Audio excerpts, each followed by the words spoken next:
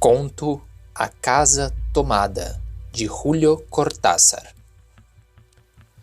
Gostávamos da casa, porque, além de espaçosa e antiga, hoje que as casas antigas sucumbem à mais vantajosa liquidação de seus materiais, guardava as recordações de nossas bisavós, o avô paterno, nossos pais e toda a infância. Habituamo-nos, Irene e eu, a permanecer nela sozinhos, o que era uma loucura, pois nessa casa podiam viver 8 pessoas sem se molestarem. Fazíamos a limpeza pela manhã, levantando-nos às 7, e pelas 11 eu deixava a Irene as últimas peças por repassar e ia à cozinha. Almoçávamos ao meio-dia, sempre pontuais. Então, não ficava nada por fazer, além de uns poucos pratos sujos. Era para nós agradável almoçar pensando na casa ampla e silenciosa, e em como nos bastávamos para mantê-la limpa. Às vezes, chegamos a pensar que foi ela que não nos deixou casar.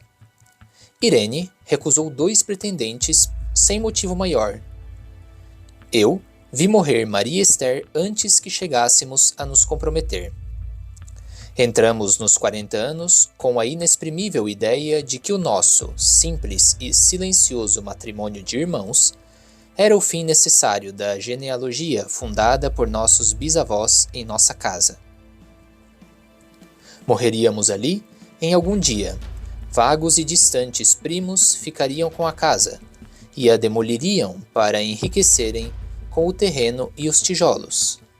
Ou melhor, nós mesmos a derrubaríamos inflexivelmente antes que fosse demasiado tarde. Irene era uma moça nascida para não fazer mal a ninguém. Fora sua atividade matinal, passava o resto do dia tricotando no sofá de seu quarto. Não sei por que tricotava tanto. Acho que as mulheres tricotam quando encontram neste trabalho o grande pretexto para não fazer nada. Irene não era assim. Tricotava coisas sempre necessárias, camisolas para o inverno, meias para mim, cachenês e coletes para ela. Às vezes tricotava um colete e depois o desfazia rapidamente, porque alguma coisa não lhe agradava. Era engraçado ver na cestinha o montão de lã encrespada, recusando-se a perder a forma de algumas horas antes. Aos sábados, eu ia ao centro lhe comprar lã. Irene tinha confiança no meu gosto. Aprovava as cores e nunca precisei devolver uma só meada. Aproveitava essas saídas para dar uma volta pelas livrarias e perguntar inutilmente se havia novidades em literatura francesa. Desde 1939, nada de importante chegava à Argentina. É da casa, porém, que me interessa falar, da casa e de Irene, porque eu não tenho importância. Pergunto-me o que teria feito Irene sem tricotar.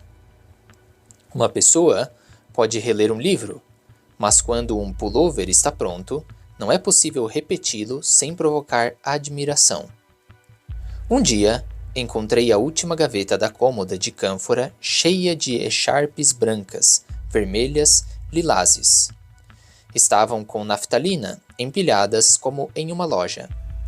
Não tive coragem de perguntar a Irene o que pensava fazer com elas. Não precisávamos ganhar a vida. Todos os meses chegava a renda dos campos e o dinheiro aumentava. Mas Irene só se entretinha tricotando. Mostrava uma destreza maravilhosa, e eu passava as horas vendo suas mãos como ouriços prateados, agulhas indo e vindo, e 1 ou 2 cestinhas no chão, onde constantemente se agitavam os novelos. Era uma beleza. Lembro-me bem da divisão da casa.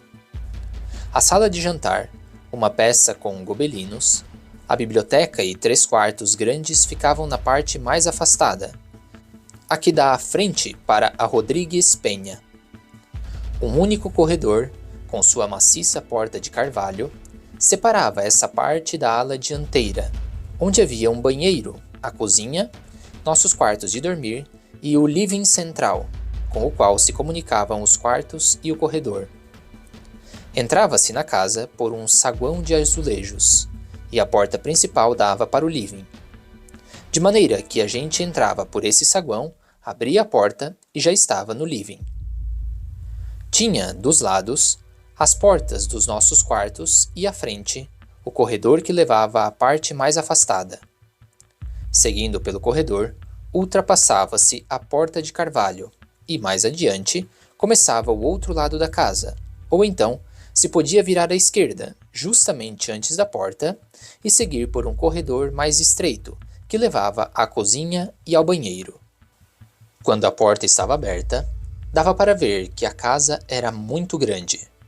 Caso contrário, tinha-se a impressão de um desses apartamentos que se constroem agora, onde uma pessoa mal pode se mexer. Irene e eu vivíamos sempre nesta parte da casa. Quase nunca íamos além da porta de carvalho, salvo para fazer a limpeza, pois é incrível como junta poeira nos móveis. Buenos Aires pode ser uma cidade limpa, mas isso ela deve a seus habitantes e não a outra coisa. Há demasiada poeira nos mármores dos consolos e entre os buracos das toalhas de macramê. Dá trabalho tirá-lo completamente só com o espanador. Voa e se suspende no ar. Um momento depois, se deposita de novo nos móveis e no piano.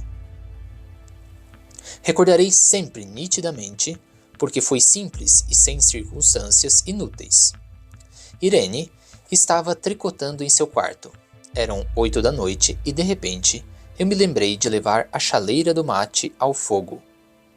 Fui pelo corredor até chegar à porta de carvalho, que estava entreaberta, e dava volta ao cotovelo que levava à cozinha quando ouvi alguma coisa na sala de jantar ou na biblioteca.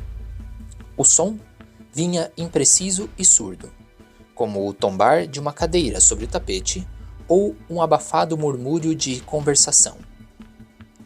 Eu ouvi também, ao mesmo tempo ou um segundo depois, no fundo do corredor, que vinha daquelas peças até a porta. Atirei-me contra a porta antes que fosse demasiado tarde. Fechei-a violentamente, apoiando meu corpo. Felizmente, a chave estava do nosso lado, e, além disso, passei nessa porta o grande ferrolho para maior segurança. Fui então à cozinha, fervi a água da chaleira, e quando voltei com a bandeja do mate, disse a Irene: tive que fechar a porta do corredor. Tomaram a parte dos fundos. Deixou cair o tricô e me olhou com os seus graves olhos cansados. Você tem certeza? Disse que sim. Então, disse, recolhendo as agulhas, teremos que viver neste lado. Eu cevava o mate com muito cuidado, mas ela demorou um instante em recomeçar o trabalho. Lembro-me que tricotava um colete cinzento. Achava bonito este colete. Os primeiros dias nos pareceram penosos, porque ambos tínhamos deixado muitas coisas que amávamos na parte tomada. Meus livros de leitura francesa, por exemplo, estavam todos na biblioteca. Irene sentia falta de umas toalhas, um par de chinelas que a abrigavam muito no inverno.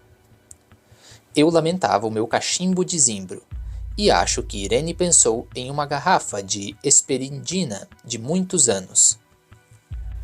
Com frequência, mas isso só aconteceu nos primeiros dias, fechávamos alguma gaveta das cômodas e nos olhávamos com tristeza.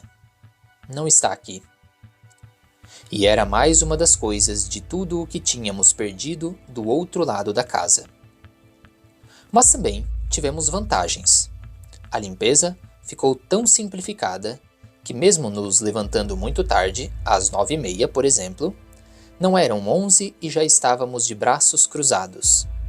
Irene se acostumou a ir comigo à cozinha e me ajudava a preparar o almoço. Pensamos bem e decidimos isto enquanto eu fazia o almoço.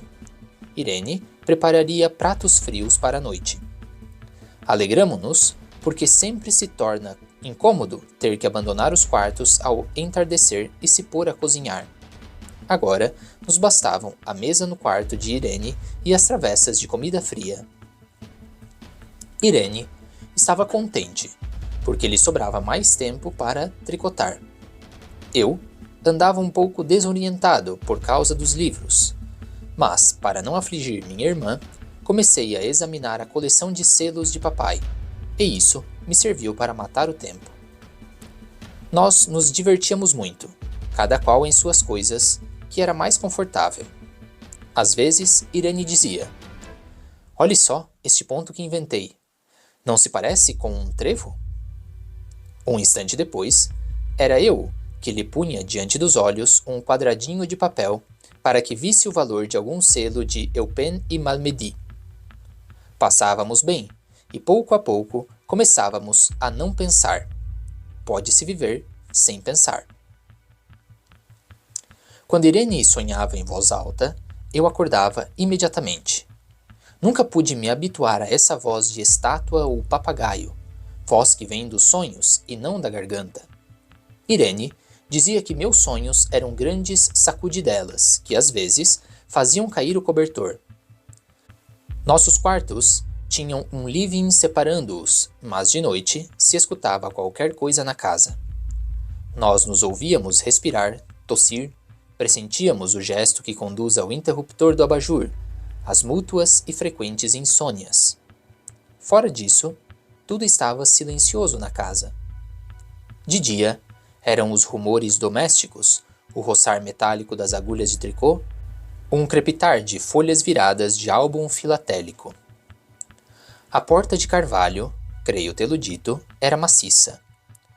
Na cozinha e no banheiro, próximos à parte tomada, ficávamos falando em voz mais alta, ou Irene cantava canções de ninar. Em uma cozinha há demasiado ruído de louça e vidros para que outros sons a invadam. Muito poucas vezes permitíamos ali o silêncio, mas, quando voltávamos aos quartos e ao living, então a casa ficava silenciosa e, à meia luz, até pisávamos mais vagarosamente para não nos incomodar. Acho que era por isso que, de noite, quando Irene começava a sonhar em voz alta, eu acordava imediatamente. É quase repetir a mesma coisa, exceto nas consequências. De noite sinto sede, e antes de nos deitar, disse a Irene que ia à cozinha buscar um copo com água. Da porta do quarto, ela tricotava, ouvi ruído na cozinha, talvez no banheiro, porque o cotovelo do corredor diminuía o som. Minha maneira brusca de parar chamou a atenção de Irene, que veio para o meu lado sem dizer palavra. Ficamos ouvindo os ruídos, notando claramente que eram deste lado da porta de carvalho, na cozinha e no banheiro, ou mesmo no corredor, onde começava o cotovelo quase ao nosso lado. Nem sequer nos olhamos. Apertei o braço de Irene e a fiz correr comigo até a porta, sem olhar para trás. Os ruídos ficavam mais fortes, mas sempre abafados, às nossas costas. Fechei de um golpe a porta e ficamos no saguão. Não se ouvia nada agora. Tomaram essa parte, disse Irene. O tricô descia de suas mãos, e os fios iam até a porta e se perdiam por debaixo dela. Quando viu que os novelos tinham ficado do outro lado, ela largou o tricô sem ao menos olhá-lo. Você teve tempo de fazer alguma coisa? Perguntei-lhe inutilmente. Não, nada. Estávamos com o que tínhamos no corpo.